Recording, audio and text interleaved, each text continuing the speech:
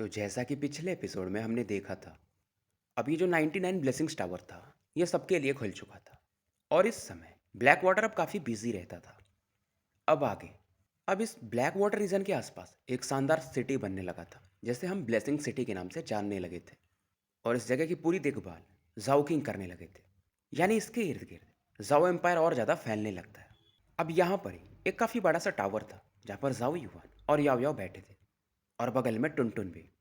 Tower को खुले हुए 1 महीना हो चुका था, और ब्लेसिंग्स टावर्स मानो एक अलग डोमेन में ही हो, और नॉर्मल सेंट एक्सपर्ट इसे बना भी नहीं सकते थे। जाविबान भी नहीं कर सकता था अगर याओ याओ साथ में नहीं होती। याओ याओ इस दौरान देख रही थी कि टॉप लेवल यानी 70वें फ्लोर या उससे ऊपर जाने वाले बहुत कम लोग थे। यानी 70 लेवल या उससे ऊपर बस लॉ डोमेन लेवल के बंदे ही जा सकते थे। और अभी सबसे टॉप लेवल पर मास्टर किंग यांग, स्वर्ड सॉवरिन, वनरेबल गुजिंग और बाकी लोग थे, जो कि बहुत पुराने एक्सपर्ट्स थे। और ये तीनों भी 80वें फ्लोर पे जाके अटक से जाते, मतलब वहाँ के बैटल्स ये भी नहीं जीत पा रहे थे। 80वें फ्लोर का जो गार्जियन था वो काफ़ी टफ था इनके लिए। 80वें फ्लोर का गार्जियन जावियुआन ने टाइक जुआन को बनाया था, यानी उसकी ऑरा के थ्रू। लेकिन इस दौरान इस बैटल को लड़ते लड़ते किंग यांग वगैरह स्ट्रांग तो हो ही रहे थे। यावियो इन चीज़ों को देख रही थी, और इसके हिसाब से ली चुनजुन, चू किंग, बाकी लोगों के पास थोड़ी ज़्यादा चांसेस है किंग यांग वगैरह के मुकाबले सेंट बनने के। और जाविवान भी कहता है अब तो मैंने जो करना था कर दिया है। आखिरी स्टेप यानी सेंट स्टेज पे ये जा पाते हैं कि नहीं, ये इनके ऊपर डिपेंड करेगा। सबसे टॉप लेवल पर जो गार्जियन था वो खुद जाओ युवान था, जो कि बेसिकली जाओ युवान का एक क्लोन था। और याओ याओ इस दौरान हंसती है कि जब वो फाइनल फ्लोर पे पहुंचेंगे और उनका बैटल तुमसे होगा, तो उनके एक्सप्रेशंस देखने लायक होंगे। इधर ये दोनों बात ही कर रहे थे, तभी यहाँ पर मास्टर कांग युवान अचानक से प्रकट होते हैं। जाओ युवान थोड़ा सा अवाक था कि क्या कुछ बात है क्या, सेक्रेट रेस को कुछ हुआ क्या। अब कांगीवान बताते हैं कि इवन ओमेगा श्राइन वाले काफ़ी अवाक थे जो अभी तुमने ये सब किया है, यानी ये 99 ब्लेसिंग्स टावर, कि ऐसा डिसीजन लेने के लिए काफ़ी ये मतलब बड़ा मूव था तुम्हारा। और ये बोलते भी हैं कि इवन ओमेगा श्राइन वाले भी, वो उनको समझ में आ रहा है कि टाइम काफ़ी टफ है, तो तुम्हें ऐसा करना पड़ा, मतलब एक ही जगह पूरी ऑरा फिक्स करना। और युवान के दोबारा पूछने पर कांग युवान बताते हैं उस पॉइजन के बारे में जिसे ओमेगा श्राइन वाले लेके गए थे। अब याओ याओ थोड़ी दूर पे थी, और कांग युवान और जाविवान बात करते हैं। और जाविवान बताता है कि इस दौरान जब याओ याओ है उसका ह्यूमन साइड ज़्यादा आ गया। तो कांगीवान बताते हैं कि उसकी बॉडी में वो जो गॉड एनहाइलेशन पॉइजन है, वो उसकी डिविनिटी को सोख रहा है, इसलिए वो ह्यूमन ज़्यादा दिख रही है। इस दौरान याओ याओ बीच में आती है और बताती है सेक्रेट गॉड के बारे में, कि अगर एंसेस्ट्रल ड्रैगन जिंदा होते तो सेक्रेट गॉड कब का मारा जा चुका होता।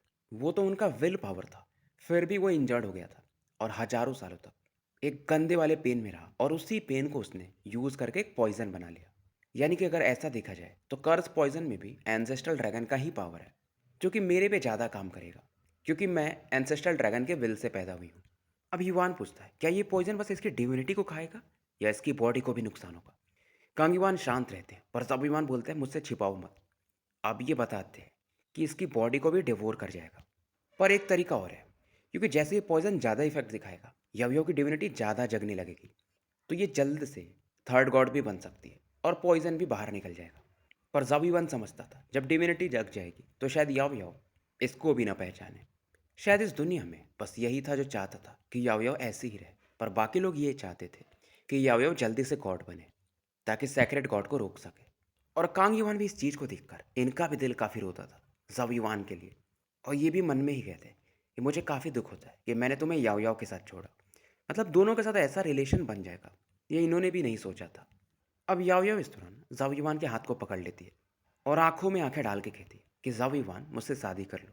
और उसके बाद ये कांग युवान की तरफ देखती है और कहती है ग्रैंड पाए, आप शादी की तैयारियां कराओ, मतलब आप ही सब कुछ बनोगे शादी में। बहुत दिनों बाद याव याव ने इन्हें मतलब ग्रैंडपा ही करके बुलाया था। कांगीवान भी मान जाते हैं। तो जाविवान की शादी अब 10 दिनों बाद थी, और पूरे कांगजुवान हेवन में एक खुशी का माहौल था। इधर ओमेगा श्राइन को भी दिखाया जाता है, जहाँ पर वू याओ एक काफ़ी बड़े से प्लेटफॉर्म पर बैठी थी, जो कि ओमेगा श्राइन का टॉप स्पॉट था। और इसके बगल में सुयुवे भी थी। माहौल यहाँ का काफ़ी अच्छा था, और वू याओ ने यहाँ पर वाइन जार्स लेकर आए थे।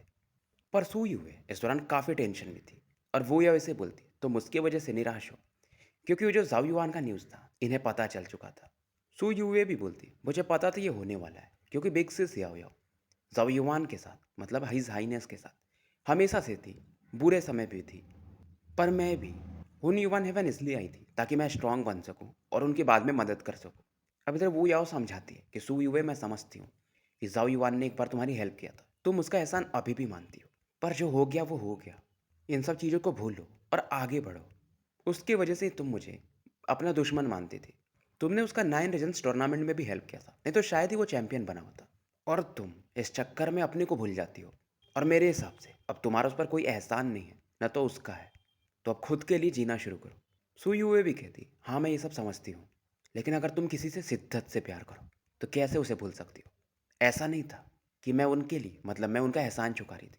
मेरी दिली इच्छा थी कि मैं उनकी मदद करते रहूं। पर तुम भी अपनी जगह सही हो। अब इस दौरान सोई हुए इसके दिमाग में एक ख्याल आता है कि ये ओमेगा माउंटेन को चैलेंज करेगी और एक अलग लेवल पे जाएगी, क्योंकि वहां पर बहुत कम ही लोग जा पाते हैं। वो याओ भी कहती, ऐसा तो नहीं तुम प्यार के चक्कर में मरना चाहती हो। हाँ, अगर तुम्हें चाहिए तो हम दोनों उसकी शादी बिगाड़ सकते हैं। सू यूए स्माइल करती है कि मैं इतनी भी कमज़ोर नहीं हूँ। फिलहाल वाइन जार के लिए सू यूवे इसे थैंक्स बोलती है और दोनों बैठ के पीने लगते हैं। और फिलहाल यूवे उस वाइन को हवा की तरफ दिखाती है और कहती है, योर हाइनेस, उम्मीद है कि आप हमेशा खुश रहोगे। समय बीतता है और वेडिंग का समय आ चुका था। और जाऊ इंपीरियल पैलेस फिलहाल एक अलग ही लेवल पे सजा हुआ था। चारों तरफ लाल रंग की मोमबत्तियां जल रही थी, लालटेन वगैरह। याओ याओ ने भी लाल रंग का कपड़ा पहना था और एक फेनिक्स क्राउन ऊपर में पहने हुआ था। इधर जाओ किंग यू लूलुओ वगैरह भी आए हुए थे और इन्हें कहना पड़ता है कि सच में ये काफ़ी सुंदर है। इसके बराबर का इस दुनिया में कोई नहीं है। मानो वो एक इमोर्टल फेरी के समान हो। और किंग यू कहती है, इतनी सुंदर हंस नहीं, इसे एक मेंढक खा रहा है। मतलब ये जाव युवान को मेंढक बोलती है। पर लुलु वो भी बोलती है, अरे जाव युवान भी काफ़ी सुंदर दिख रहा है। यहाँ पर निंगजान, जेंगजू और ली चुनजुन वगैरह भी खड़े थे। और चुनजुन भी बोलते हैं, उन दोनों की ऑरा के आसपास मैं एक अलग ही एयर फील कर रहा हूँ।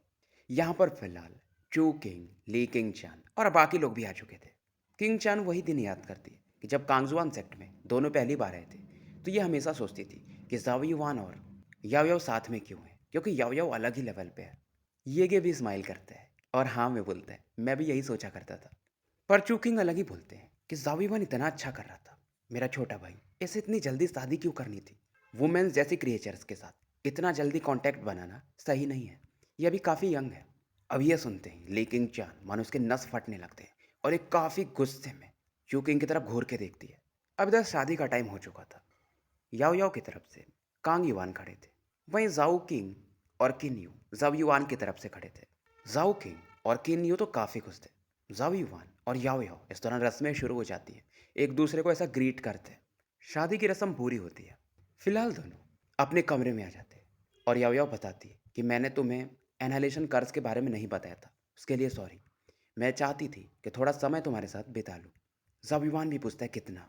याओ याओ बोलती है जल्द ही। बेसिकली ये पॉइजन की बात कर रहे थे कि वो जल्द से ही मतलब बाहर एक तरह से निकलने वाला है, बजर्क मोड में जाने वाला था। और याओ याओ इसे रोकने के लिए अपने डिविनिटी को एक्टिवेट करेगी और वही समय होगा जब ये पूरा थर्ड गॉड का पावर अचीव कर लेगी। पर इस समय जाओ युवान इसकी आंखों में आंसू थे और याओ याओ भी रो रही थी। जाओ युवान पहली बार याओ याओ को रोते हुए देखता है, क्योंकि याओ याओ का ये मानना था कि शायद फ्यूचर में ये दोनों मिल ना पाए मतलब याओ याओ भूल जाएगी इसे और ये दोबारा से सॉरी बोलती है। पर जाविवान भी बोलता है, टेंशन मत लो, मैं इतना आसानी से गिव अप तो नहीं करने वाला। मैंने तुमसे प्रॉमिस किया था कि तुम कहीं भी रहोगी, किसी भी हाल में रहोगी, मुझे भूल भी जाओगी, पर मैं तुम्हें नहीं भूलूंगा। मैं हमेशा तुम्हारे बगल में साथ में खड़ा रहूंगा। फिलहाल जाविवान, क्योंकि चाइनीज ट्रेडिशन में वो एक चेहरे पर मार्क्स टाइप होता है, उसे उतारता है, दोनों किस वगैरह करते हैं। इस दौरान जाविवान इसके भी आंखों में आंसू थे कि ये याव याव से कैसे मिला था। पुराने दिन हर एक चीज़ को याद करता है, कैसे याव याव डीप स्लम्बर में गई थी। और ये मन ही मन कहते रहता है कि याव याव मैं तुम्हें भूलूंगा नहीं, मैं तुम्हारा वेट करूंगा। पर जैसे ही ये इसके कांटेक्ट में था, याव याव की बॉडी के आसपास मानो जेनेसिस रून से बनने लगते हैं। एक एंशियंट ऑरा बाहर निकलती है। जाव युवान इसे टच करके था और मानो इसके हाथ वगैरह अपने आप ही कटने लगते हैं। पर जाव युवान इस दर्द को बर्दाश्त कर रहा था, इसके हाथ से ब्लड आ रहा था और ये पुराने दिनों को याद कर रहा था। इस दौरान याव याव यहाँ से गायब हो जाती है। टुनटुन भी मानो एक मोम के पुतले के जैसा बनता है और यहाँ से गायब हो जाता है। कमरे में जाव युवान अब अकेले ही बसता है। अगले दिन की सुबह होती और ये न्यूज़ जाओ किंग और किन्यू वगैरह को भी मिल चुका था। पर ये दोनों अंदर जा ही नहीं पाते, पावर तो फील करते, पर जाव युवान ने आसपास एक बैरियर सा बना दिया था। अब यहाँ पर कांग युवान भी थे और वो भी बोलते हैं कि ये बाउंड्री सच में जाव युवान नहीं बना है। जाओ किंग वगैरह चिंतित थे कि ऐसा क्या हो गया। अब कांग युवान भी चीज़ें छिपाते नहीं और सीधा याओ याओ की आइडेंटिटी बता देते कि वो एक गॉड है। पहली बार ये न्यूज़ किंग यू हो या किंग चान हो या लुलुओ को पता चला था और इनकी आंखें खुली की खुली रह जाती। और जाओ किंग अब बताते हैं, मतलब इन्हें पता चलता है कांग युआन के बताने पे कि याओ याओ एक सील्ड स्टेट में जा चुकी है और जब ये अगली बार जगेगी तो वो थर्ड गॉड बन के ही निकलेगी। अब इन्हें समझ में आता है कि जाओ युआन ने यहाँ पर बाउंड्री क्यों बनाया। और जाओ युआन क्योंकि इस ऐसे मूड में बाहर नहीं आना चाहता था। तो शादी तो हुई पर ये बिछड़ना भी था, मिलना भी था और बिछड़ना भी था। फिलहाल किन्नियों की आंखों में अलग ही आंसू थे और चिंतित ये लोग इस बात पे थे क्या वो सच में भूल जाएगी थर्ड गॉड बनने के बाद। मतलब जाओ युआन के लिए कितना बड़ा तकलीफ था। जाओ किंग कहते हैं क्या इस बाउंड्री को खोला जा सकता है ताकि मैं जाओ युआन से मिल सकूं। पर कांग युआन मना करते हैं कि फिलहाल उसे अकेला रहने दो। समय ही सबसे बड़ा दवाई होता है। कोई फिलहाल उसकी हेल्प नहीं कर सकता, वो खुद ही कर सकता है। जाओ किंग और किन्यू इस जगह पे आते रहते थे और समय बीतते जाता है। मतलब बसंत ऋतु, फिर बारिश का समय, ऐसा आते रहता है। ठंडी का भी टाइम आ जाता है और 1 साल निकल चुका था। इधर सीन शिफ्ट होता है और सेंगजोउ हेवन को दिखाया जाता है, वहाँ के सैक्रेड माउंटेन को। अब यहाँ पर 7 स्टोन स्टैचूज थे और इनमें से 2 काफ़ी डल थे। डल इसलिए थे क्योंकि याओ याओ ने इन्हें सीरियसली इंजर्ड या इन दोनों ने खुद को एक्सप्लोड कर दिया था। पर बाकी पांचों प्राइम सेंट्स यहाँ पर मौजूद थे। हे जाओ और मोजी ये मारे तो जा चुके थे पर जिंदा किए जा सकते हैं। इधर इनको न्यूज़ आ चुका था कि थर्ड गॉड ने खुद को सील कर लिया है और उनकी डिविनिटी जाग रही है। और टाइमी वगैरह डिस्कस करते हैं कि थर्ड गॉड खुद को सील कर चुके हैं तो हमारे पास मौका है वॉर में जाने का और उन्हें हम हरा सकते हैं। पर बाकी ये भी कहते हैं कि पूरा एरिया सैक्रेड किलर एरे से कवर्ड है तो लॉसेस हमारे ही ज़्यादा होंगे। प्राइम सेंट टियानशो भी बात से सहमत थे, लेकिन टाइमी इस दौरान हंसते हैं कि सैक्रेड किलर एरे इसमें भी कुछ फ्लॉज हैं। हमारे गॉड ने हमें एक होली ऑर्डर दिया था, एक रास्ता उन्होंने दिखाया था जिस रास्ते से हम जा सकते हैं। बाकी सेंट्स को थोड़ा अजीब लगता है कि हमारे सैक्रेड गॉड टाइमी को ज़्यादा महत्व देते हैं। पर कोई नहीं, अब टाइमी यहाँ पर एक ब्लैक डोर सा दिखाता है इन्हें जो कि प्योर डार्कनेस से मानो बना हो। पर इसका कनेक्शन कहाँ पे था, ये किस जगह जाके खुलता था, ये किसी को नहीं पता था। तो वैसे तो टियानीवान वर्ल्ड 9 हेवेंस में डिवाइडेड था पर इसके अलावा भी कुछ स्पेसेस थे जिन्हें हम सब स्पेसेस कहते हैं, जो कि वॉर्म होल के समान थे और 9 हेवेंस को कनेक्ट करते थे। बाकी सेंट समझ जाते हैं कि तुम इस स्पेसेस के द्वारा वहाँ एंटर करना चाहते हो पर यह स्टेबल नहीं है, रिस्क भी काफ़ी ज़्यादा होगा। पर टाइम ही हंस के कहते हैं कि ये जो हेवन डोर है मेरे पास, सैक्रेड हेवन डोर, ये जो सबसे ज़्यादा स्टेबल होगा सब स्पेस, उसको ढूंढने में हमारी मदद करेगा। फिर हम अपने पावर से उस जगह को स्टेबलाइज कर सकते हैं। तो इसकी मदद से हम हर एक हेवन में एंटर कर पाएंगे और हमारा मकसद देखिए कितने भी आए सभी को मार देना है और हमारे गॉड काफ़ी खुश होंगे। अब धीरे धीरे सभी यहाँ पर मानने लगते हैं। इधर जैसे कि 1 साल से ज़्यादा का समय बीत चुका था और ऑल हेवेंस में शांति थी पर लोग समझते थे ये बस बड़े से आने वाले युद्ध का एक संकेत था। पर इस दौरान ओमेगा श्राइन्स वाले वो जो बेल वगैरह रहते हैं उन्हें बजाने लगते हैं और सभी हेवेंस को संकेत जाता है कि वॉर शुरू होने वाला है। और जिन लोगों सभी सेंट्स को जो कि ओमेगा श्राइन के अंदर भी एक डीप कल्टीवेशन में थे उन्हें जगाते हैं और बताते हैं कि जो सब स्पेसेस हैं उसमें कुछ मूवमेंट हो रहा है और हमें पता चल चुका है ये सैक्रेड रेस वाले हैं, तो सभी लोग तैयार हो जाओ। और प्राइम सॉवरिन चीज़ें अंदाज़ा लगा लेती है कि मुझे जितना समझ में आ रहा है सैक्रेड गॉड ने उन्हें कुछ दिया होगा, नहीं तो वो स्पेसेस काफ़ी ज़्यादा अनस्टेबल थे। और इनका डिसीजन यही था कि सभी सेंट्स लॉ डोमेन एक्सपर्ट्स और नासेंट सोर्स एक्सपर्ट को इकट्ठा कर लेते और जहाँ भी हलचल मिलेगी वहाँ जाकर हमें बैटल करना पड़ेगा। ओमेगा श्राइन इस न्यूज़ को हर एक जगह फैला चुके थे। इधर सीन शिफ्ट होता है कांगजुआन हेवन द ग्रेट जाओ एम्पायर को दिखाया जाता है।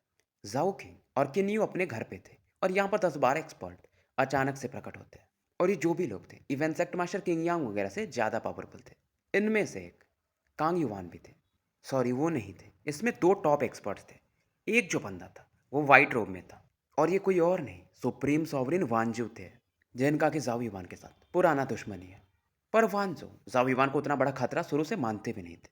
दूसरी जो थी एक वुमेन थी पर्पल ड्रेस में जो कि जिगजायो रीजन की सुप्रीम सॉवरिन थी, जिगजायो, और दिखने में काफ़ी सुंदर थी। वांजो और जिगजायो उस बाउंड्री की तरफ देखते हैं और कहते हैं क्या ये वही जगह है। और आवाज़ जाती है इन लोगों की तरफ से कि हेवन मास्टर जाओ युवान, 1 साल से ज़्यादा का समय हो चुका है, उम्मीद है कि आप जो भी कर रहे थे वो पूरा हो गया होगा। अब ये चीज़ें सुनकर जाओकिंग और किन्यू को गुस्सा आता है। वांजू को पता था कि जाओ युवान के साथ क्या हुआ है, फिर भी यहाँ पर ही आया है और सीधा बोल रहा है कि भाई हो गया तुम्हारा। और इस दौरान जाओकिंग बोल भी देते हैं कि एल्डर ये आप ज़्यादा कर रहे हो। वांजू ये सुन करके बोलते हैं कि आपका बेटा पर्सनल रीज़न की वजह से यहाँ पे छुप के बैठा है, वहाँ पर वॉर चल रहा है और ये एक हेवन मास्टर है, इसे तो होना भी नहीं चाहिए। अब किनियो को भी गुस्सा आता है कि एल्डर आप एक ट्रू एक्सपर्ट हो, आप इतने हार्टलेस कैसे हो सकते हो? और क्या जाओ युवान ने किसी और से कम किया है क्या? पर इस दौरान वांजो कुछ बोलते एक फिगर आगे आते हैं। एक ओल्ड मैन थे ग्रीन कपड़ों में, और ये जाओकिंग और किन्यू को काफ़ी गंदा बोलते हैं और अपनी ऑरा से इन्हें प्रभावित करने लगते हैं। पर जाओकिंग और किन्यू को फर्क नहीं पड़ता है। और ये थे सेंट लू लियो, जिनके डिसाइपल जू बेईयान को शायद जाओ युवान ने मारा भी था। और लू लियो ज़्यादा कॉन्फिडेंट थे क्योंकि अब तो थर्ड गॉड स्लम्बर में जा चुकी है और जगने के बाद ये जाओ युवान को पहचानेंगे भी नहीं, तो जाओ युवान से डरने की क्या ज़रूरत है। और लू लियो पुराना सेंट एक्सपर्ट है, हालांकि ये 1 स्टार पे ही है, पर बहुत समय से है। हालांकि लू लियो इन दोनों को मारने वाला नहीं था, लेकिन एक ऑरा से इन्हें प्रभावित करने लगता है। पर जैसे इसका पावर ज़्यादा बढ़ता है, एक ऑरा आती है और इसे डिसॉल्व कर देती है। जाओ युवान बैरियर से बाहर निकल चुका था और चेंजेस इसमें काफ़ी हुए थे। बाल इसके बड़े हो चुके थे, आंखें मानो रात के जैसे गहरी हो। वांजू भी बोलते हैं फाइनली तुम आ गए। जाओ इवान किसी को भाव नहीं देता, ये सीधा अपने मम्मी पापा से पूछता है आप लोग ठीक तो हो। इवन जिग जायो की तरफ भी ये देखता नहीं है। वांजू को थोड़ा बुरा तो लगता है कि यार कांग इवान भी मुझे रेस्पेक्ट देता है, पर ये बंदा। इस दौरान जिग जायो हंसती है और कहती है हेवन मास्टर जाओ इवान, अपने को इतना छोटा मत करो, हम तुमसे मिलने आए और तुम सेंट स्टेज पे हो। जाओ इवान इनकी तरफ देखता है और एक हल्का सा स्माइल देता है क्योंकि ये सू यूवे की टीचर है और इन्हें ये ग्रीट करता है। फिर वांजू को हल्का से ध्यान देता है, उसके बाद इसकी नज़र लू लियू पर जाती है और सीधा ये गुस्से में बोलता है माफ़ी मांगो मेरे पेरेंट्स से। बाकी भी यहाँ पर बहुत सारे सेंट एक्सपर्ट आए थे, पर लोग हैरान थे। लू लियू को गुस्सा आता है माफ़ी, और वो भी एक छोटे से एम्पायर के किंग वगैरह से। ऐसे कितने सारे किंग इसके अंडर में थे। अब वांजो भी कहते हैं कि जाविवान तुम्हारे पेरेंट्स ठीक है, उन्हें कुछ नहीं हुआ है, और लियू लियू ने ऐसा इसलिए किया था ताकि तुम बाहर आ सको। और जाविवान सीधा कहता है कि सुप्रीम सॉवरेन वांजो, आपके शब्दों का यहाँ पर कोई प्रभाव नहीं है। वांजो को भी गुस्सा आता है कि ठीक है देखते हैं। इधर पूरे स्पेस में क्रम्बल होने लगता है और बहुत सारी लाइट्स बाहर निकलती हैं जो कि चेन्स में बदल जाती है और ये सीधा लू लियू की तरफ बढ़ती है। ये देख करके लू लियू कहता है कि तुम अभी पैदा हुए हो और मैं तुमसे डरूंगा। लू लियू भी इस दौरान अपने सेंट पावर को रिलीज करता है ताकि इन सेंट चेन्स को ब्लॉक कर सके। पर यह हैरान था, सेंट चेन्स इतने पावरफुल थे कि इसके पावर को डिसॉल्व करने लगते। और बड़ी बात यह थी कि जाविवान अभी तो कांगजुआन हेवन का पावर भी यूज नहीं कर रहा था, ये बस अपना नॉर्मल पावर यूज कर रहा था और 1 सालों के अंदर अलग चेंजेस आ चुके थे। लू लियू इस दौरान चेन से हटने के लिए थोड़ा पीछे हटता है, पर ये जो चेन्स थे ये भी टेलीपोर्ट करते हैं और इसका पीछा करने लगते हैं। वांजो चिल्लाते हैं कि जाविवान बहुत हो गया, पर जाविवान को फर्क ही नहीं पड़ता है कि मानो वांजो है ही नहीं यहाँ पर। अब वांजो को गुस्सा आता है और ये अपना जायंट हैंड अटैक जाविवान की तरफ बढ़ाते हैं। अब इस अटैक को देखकर जाविवान वन हैंड सील बनाता है, एक वॉर्टेक्स सा बनता है जो कि पेड़ के समान अचानक से निकलता है और ये फैलने लगता है। इसमें जो पावर था ये कांगजुआन हेवन का था और हर एक पत्तियों पर मानो एक जेनेसिस रून्स हो। अब जायंट हैंड से ये अटैक टकराता है और ये एंशिएंट ट्री वांजू के अटैक को भी ब्लॉक कर देता है और जाविवान की नजरें फिर से लू लियू पर फोकस थी। जाविवान हैंड साइन मूव करता है और ये जो ग्लास चेन्स थी लू लियू को बांध देती, इसको सीधा जमीन पे गिरा देती। लू लियू कितना भी कोशिश करता है ये इन चेन्स को तोड़ नहीं पा रहा था। इधर लू लियू गुस्से में अपनी ट्रू बॉडी को रिलीज करने लगा था, पर तभी यहाँ पर जुआनजू भी आ जाते हैं और जो जाओ युवान ने चेन्स बनाए थे उससे और ज़्यादा ये पावर देने लगते हैं। इधर जाओ युवान को भी गुस्सा आता है, ये चेन्स में पावर्स इतना ज़्यादा डाल देता है कि जुआनजू भी ये पीछे हट जाते हैं कि जाओ युवान का बैटल ये देख लेगा। और लू लियू ये फोर्स कर दिया गया था कि ज़मीन से उठ ही ना पाए, और जुआनजू आ चुके थे तो वानजू भी अब कुछ कर नहीं सकते थे क्योंकि जुआनजू जाओ युवान के सीनियर ब्रदर है। और जाओ युवान लू लियू को अपने सेंट पावर से अपने मम्मी पापा की तरफ करता है और कहता है माफ़ी मांगो। लू लियू को लगा नहीं था कि जाविवान इसे ऐसा सप्रेस कर देगा और ये हैरान था ये कितना भी पावर यूज़ करे, पर जाविवान का जो सेंट पावर था इससे कहीं सुपीरियर था। और जाविवान के पास तो कांगजुआन हेवन का भी ब्लेसिंग्स है, तो इसे वांजू से भी डरने की कोई ज़रूरत नहीं थी। इधर वांजू को गुस्सा आता है कि जाविवान उसे छोड़ो, और जिग जायो भी समझाती है कि जाविवान यानी हेवन मास्टर जाविवान ज़्यादा इम्पल्सिव मत हो। अब जाविवान भी कहता है अब दो दो सुप्रीम सॉवरेंस बोल चुके हैं तो मुझे कुछ तो करना ही पड़ेगा, और ये लू लियो को छोड़ देता है। जिगजायो को भी नहीं लगा था कि जाओ युवान इतना रेकलेस होगा, यानी कांग युवान का डिसाइपल। लुलु यहाँ पर गुस्से में चिल्लाता है इस दिन को मैं भूलूंगा नहीं। जाओ युवान भी कहता है फाइट करना चाहते हो मैं तो तैयार हूँ, लेकिन पहले तुम्हें माफ़ी मांगना पड़ेगा। अब वांजू के कहने पर लूलियो नील डाउन होता है और माफ़ी मांगना पड़ता है इसे, और उसके बाद वांजू बोलते हैं कि जाविवान हो गया तो हम काम की बात करें। वांजू को बुरा तो लग ही रहा था क्योंकि जाविवान को ये चीटी समझता था, पर जाविवान अब इसके बराबर का बंदा बन चुका था। फिलहाल ऐसे लग रहा था दोनों की नज़रें जब एक दूसरे से टकराती हैं तो फाइट हो सकता है, पर जिगज़ायो फिर से रोकती है और फिलहाल इनका बात होता है सैक्रेड रेस के बारे में कि हमें इसलिए भेजा गया है क्योंकि सैक्रेड रेस कुछ सब डोमेन्स बना रहे हैं और कहीं पर भी कभी भी अटैक कर सकते हैं। तो हमें एज अ गार्जियन यहाँ पर भेजा गया है। और वांजो इस दौरान कहते हैं कि तुम यहाँ के हेवन मास्टर हो, तो सभी लॉ डोमेन एक्सपर्ट्स और बाकी लोगों को इकट्ठा कर लो। पर ज़ाविवान हंसता है, ये वांजो की तरफ देखता भी नहीं है और जिगज़ायो से पूछता है कि क्या तीनों सुप्रीम सॉवरेंस ने ये बोला था कि आप दोनों यहाँ के लीडर्स हो गए? क्योंकि ज़ाविवान को लगता था कि ऐसा वो लोग बोले नहीं होंगे। वांजो इस मौके का फ़ायदा उठाना चाहता था और यहाँ पर लीडर बनना चाहता था। जिगज़ायो भी ये सुनकर के थोड़ा हेजिटेट करते हैं कि तीनों सॉवरेंस ने ऐसा कुछ नहीं कहा था। और ज़ाविवान इन्हें थैंक्स बोलता है और उसके बाद वांजो की तरफ देखता है। वांजो भी कहते हैं कि ज़ाविवान मेरे स्ट्रेंथ के हिसाब से और मेरे क्वालिफिकेशंस के हिसाब से क्या मैं लीडर यहाँ का नहीं बन सकता हूँ? ज़ाविवान बोलता है, अगर मास्टर कांगीवान होते तो मैं बोलता भी नहीं, बट तुम्हारे रहते हुए कभी भी नहीं। वांजो की आंखों में ना तो गुस्सा था ना तो खुशी थी और ये कहते हैं तुम्हें ये लगता है कि मैं क्वालिफाइड नहीं हूँ, फिर देखो अब मैं तुम्हें हरा कर ही वो चीज़ अर्जित करूँगा। कांगीवान ने तुम्हें अच्छे से सिखाया नहीं, मैं ही सिखा देता हूँ। और ये अपने सेंट पावर को फुल पावर पे रिलीज करने लगता है। तो स्टोरी यहीं समाप्त करते हैं और मिलते हैं फिर कल एक नए वीडियो के साथ।